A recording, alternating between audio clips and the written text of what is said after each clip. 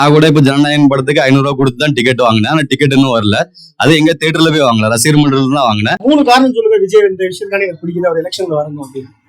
மக்களுக்கு நல்லது பண்ணுவாரோ நம்பிக்கை இருக்கு.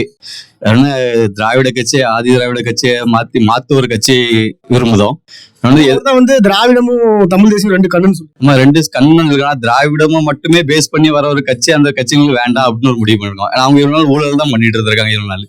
ஆனா திராவிட குறியீடு தானே பெரியார் அவரை வச்சிருக்காருல்ல. ஆமா, அப்ப எப்படி திராவிட கட்சி இல்லாம ஆகும்? அது ஒரு திராவிட கட்சி மாதிரி. அது திராவிட கட்சி, ஆனா ஊழல் பண்ணது இவங்க தானே. விஜய் வந்து ஊழல் பண்ண மாட்டாருன்னு சொல்லுங்க. நம்பிக்கை இருக்கு.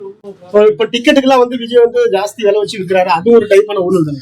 அது நம்ம ஊழல். இவர் வந்து சம்பளத்துக்கு நடிச்சு கொடுத்துட்டு போயிருந்தாரு. தியேட்டருக்காரங்க விற்காங்க. ரசிகர் ஷோன்னு பண்ணும்போது ரசிகர் மன்ற தலைவர்களுக்கு அது கொடுக்கும்போது அவங்க கொடுக்குற ரேட்டு தான் அது. இப்போ நான் கூட இப்ப ஜனநாயகன் படத்துக்கு 500 ரூபாய் கொடுத்து தான் டிக்கெட் வாங்கினேன். ஆனா டிக்கெட் இன்னும் வரல. அது எங்க தியேட்டர்ல போய் வாங்கல, ரசிகர் மன்றத்துல தான் வாங்கினேன். அது முதல் ஷோ என்ஜாய் பண்ணணும். அந்த டிஜே கீஜே அந்த ஆட்டம் பாட்டம் பேனர் எல்லாம் அங்க இருந்து வாங்க. அது விஜய் வாங்குதாருன்னு நம்மளால சொல்ல முடியாது. 2026 விஜய் தான் வரும்னு சொல்லுங்க. வந்தா நல்லா இருக்கும்னு சொல்லுது.